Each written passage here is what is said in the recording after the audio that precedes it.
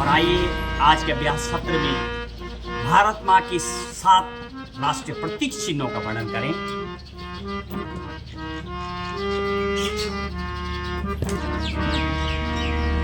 अशोक मुद्रा कमलम च हिंदी ध्वजस्त्रिवर्णो निज राष्ट्र गानम व्याघ्रो मयूरस्य भवन्ति सप्त राष्ट्रीय चिन्हानि तु भारतस्य। धन्यो भारतवर्षोऽयं धन्य भारत संस्कृति अत्रैत्य जना धन्या धन्या चैकत्व भावना। आइए मेरे भारत देश और मेरे भारत माँ कि उन 7 प्रतीक चिन्हों का वर्णन करें। जब संविधान लिखा गया था उसी समय भारत के 7 राष्ट्रीय प्रतीक चिन्हों का भी वर्णन किया गया है। वो क्या है 7 राष्ट्रीय प्रतीक चिन्ह? आज संविधान संबद्ध 7 चीज को आपको बताएंगे, 7 लिखने वाले लोगों के बारे में बताएंगे, 7 सबसे पहले डिमांड करने वाले और इस भारत माँ भारत देश के लिए वो सपना देखने वाले संविधान तो 7 लोगों के नाम बताएंगे आपको। 7 अंग्रेजों के नाम भी बताएंगे जिनकी अहम भूमिका रही है और 7 लिखने वाले उन लोगों का नाम बताएंगे जो ड्राफ्टिंग कमेटी में थे। 7 मौलिक अधिकार भी बताएंगे, एक मौलिक अधिकार अभी कम कर दिया गया, उनके बारे में आपको बताएंगे तमाम। और सबसे पहले इस श्लोक के माध्यम से, क्योंकि संस्कृत जो भाषा है, जब ब्रह्मांड की उत्पत्ति हुई थी तब संस्कृत की उत्पत्ति हुई थी और भाषाओं की जननी भी कहा जाता है इसको। दुनिया की सबसे वैदिक भाषा संस्कृत और यूनानी है और संस्कृत में वेद, काव्य, तमाम हमारे ग्रंथ तमाम लिखे गए संस्कृत में। और यही कारण है कि संस्कृत भाषा का जो जननी है, इससे हम अपने भारतीय संविधान ज्ञान सप्ताह एवं जागरण का जो गंगा तट पर हो रहा है उसका आरंभ कर रहे हैं। और ये थोड़ा सा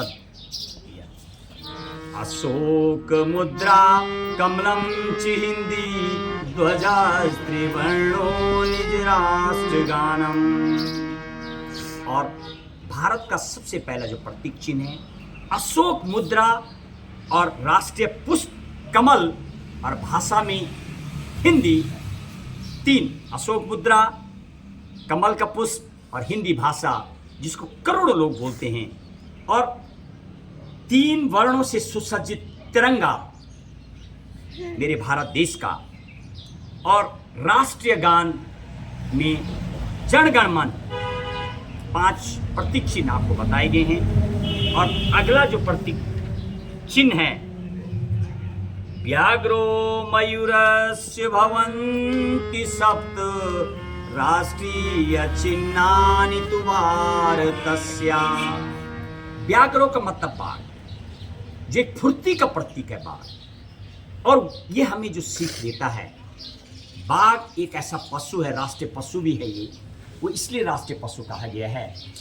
कभी भी वो शिकार किया और शिकार को नहीं खाता है, स्वयं शिकार करता है चाहे कितने भी दिन हो जाएं। और यानी अपनी कमाई को अपने परिश्रम के बाद वो शिकार करता है और फुर्ती का भी प्रतीक है ये, तो सीख देता है हमें। इसीलिए बाघ राष्ट्रीय पशु में बाघ, और पक्षियों में राष्ट्रीय पक्षी मोर जब नाचता है तो उसके पंख अनेक कलरों से मन को भाव विभोर कर देता है। और वो कलर मानो आपसे कहते हैं कि जब आप कुछ कर्म करते हैं, जब आप कोई काम करते हैं तो समाज में उस काम की चर्चा हो, लोग सीखें। जिस तरीके से मोर अपने पंखों से बिखेर के छटा बिखेरता है, ऐसे आपके कामों की समाज में गणना हो और कुछ समाज को एक दिशा मिले मोर की तरह। 7 प्रतीक चिन्ह अशोक मुद्रा, कमल का पुष्प, हिंदी भाषा, तिरंगा, राष्ट्रीय गान, बाघ और मोर, ये 7 सप्त चिन्ह भारत देश के, मेरे भारत माँ के हैं और इससे पूरे विश्व में हमें पहचाना जाता है। और अगले श्लोक में कैसे है भारत देश की संस्कृति, किस रूप से हमारी संस्कृति को जाना जाता है। धन्यो भारत वर्षोऽयं धन्य भारत संस्कृति अत्रैत्य जना धन्या धन्या चैकत्व भावनः। यानी हमारा भारतवर्ष अपने आप में धन्य है। क्यों धन्य है?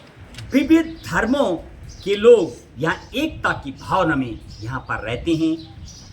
अत्रैत्य जना धन्या धन्या चैकत्व भावनः।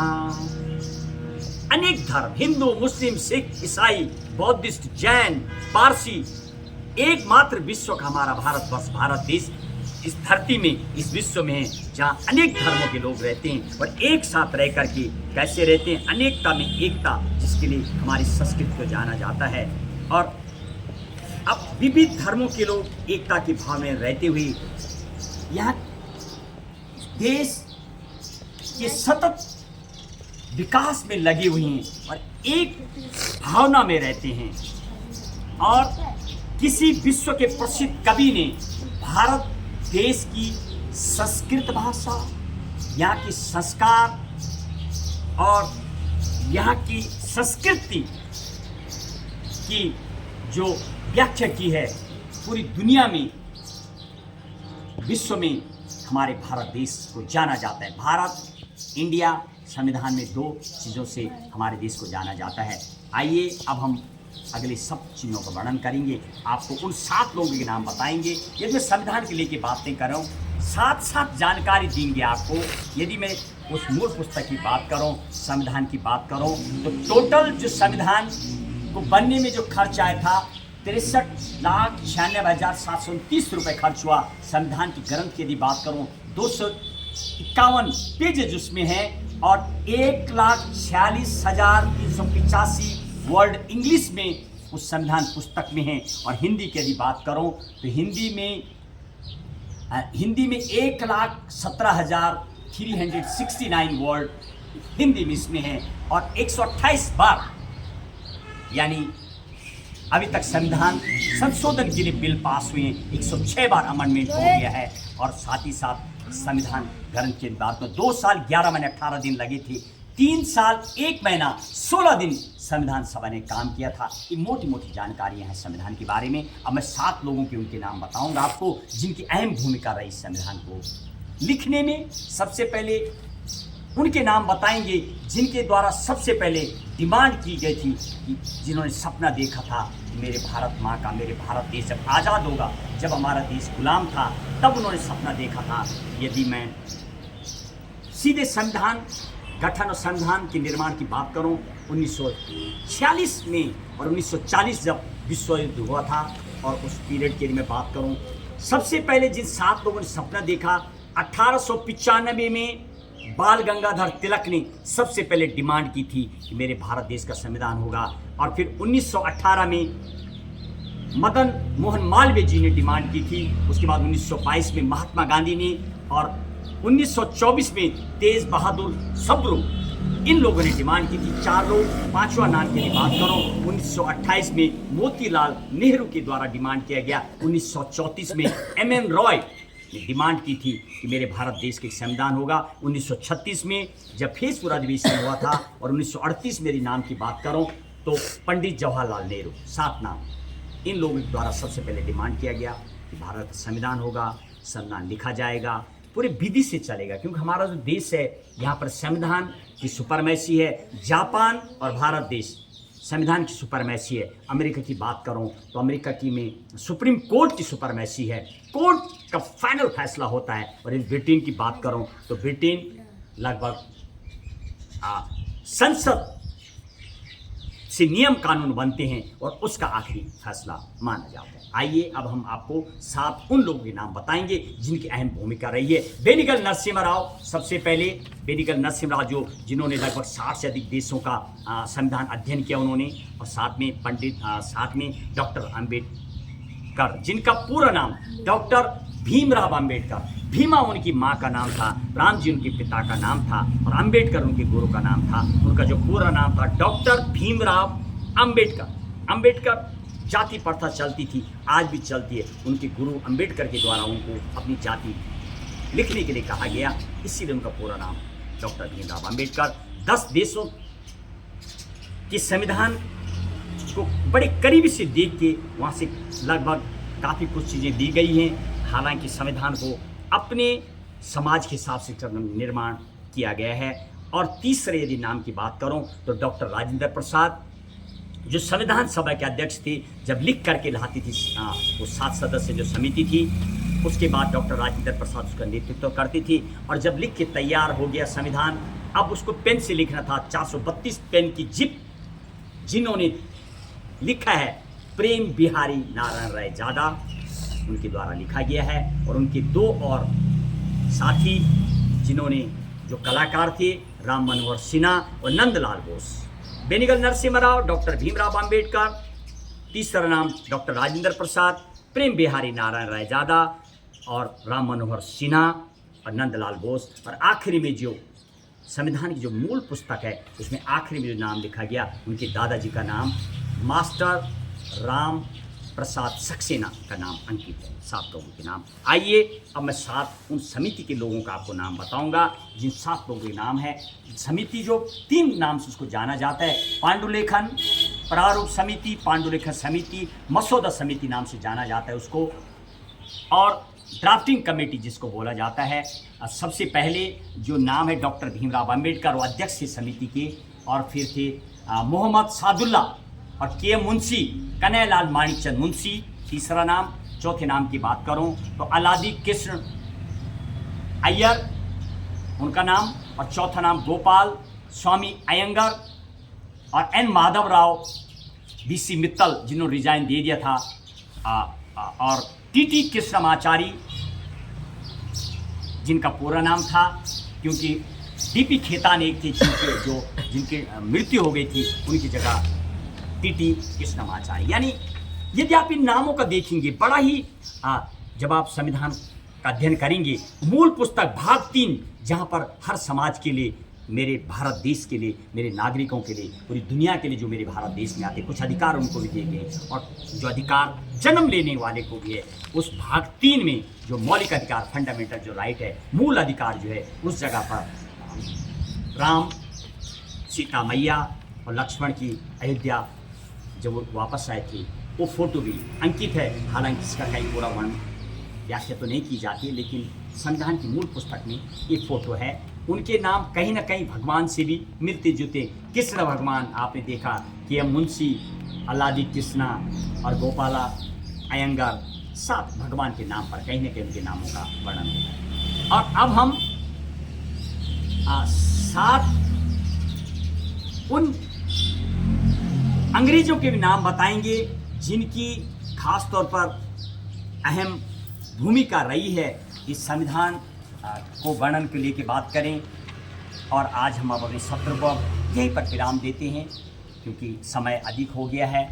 और मेरे मार्गदर्शक राधा वल्लभ नौटियाल जी, जो कि अब हम आखिरी आज जिसके आखिरी अहम भूमिका 7 लोग हम वर्णन करेंगे, अगले अपने अध्याय में करेंगे, अगले अपने सत्र में करेंगे।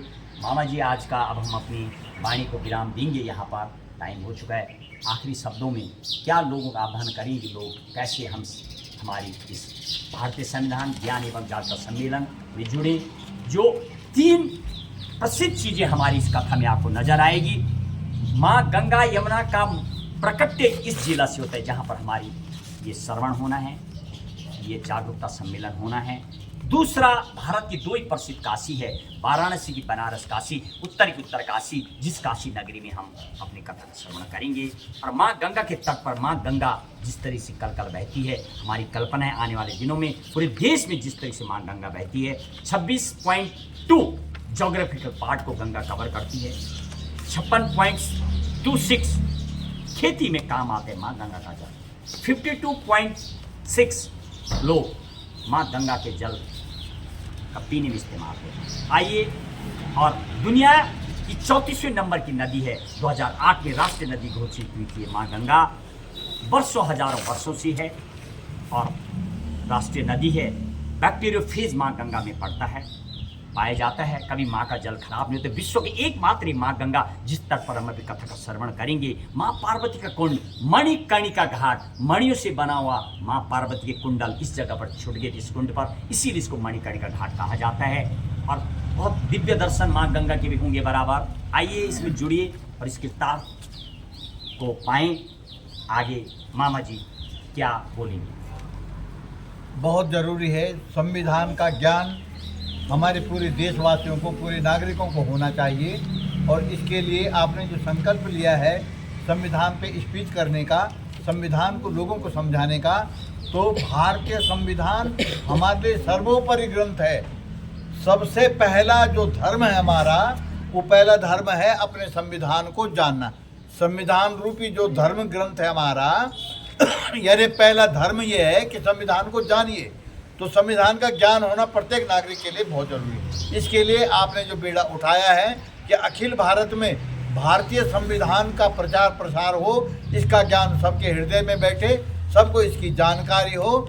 और जब इसकी जानकारी होगी तो कहीं पर भी अन्याय होने की संभावना नहीं होगी। लोगों को संविधान की जानकारी होनी चाहिए। इसके लिए उत्तरकाशी में 5 मई से जो कथा रखी गई है, 5 मई 2025 से और 11 मई 2025 तक, मैं अधिक से अधिक लोगों से, बुद्धिजीवी लोगों से, पढ़े लिखे लोगों से, और चाहे धनी हो निर्धन हो, आप सबसे मेरा आग्रह है कि आप श्री महेश बहुगुणा जी को सुनने के लिए मणिकर्णिका जो देवताओं का स्नान घाट है, मणिकर्णिका घाट जिसको उत्तरकाशी में कहा गया है, वहाँ पर आकर के संविधान की चर्चा सुने, संविधान का ज्ञान प्राप्त करें और अधिक से अधिक संख्या में आने का कष्ट करें। वहाँ पर माँ गंगा की लहरों से शीतल पवन भी बहती हुई आपको अनुभूत होगी और आपको वहाँ पर शांति का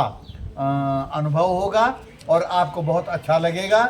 माँ गंगा के दर्शन भी होंगे, माँ गंगा के जल का, पावन जल का भी आप सेवन करेंगे, स्नान भी करेंगे और संविधान के प्रवचन पर आप अपने कानों को खुला रखेंगे, ऐसी मैं आशा करता हूँ।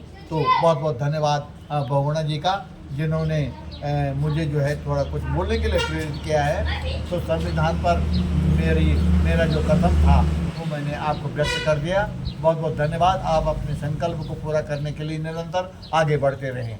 और इसी के साथ अब हम अपनी वाणी को विराम देंगे। और जो लोग हमारे से प्रत्यक्ष रूप से सहयोग देते हैं उनका हम दिल की गहराई से बहुत बहुत उनको स्मरण भी करेंगे।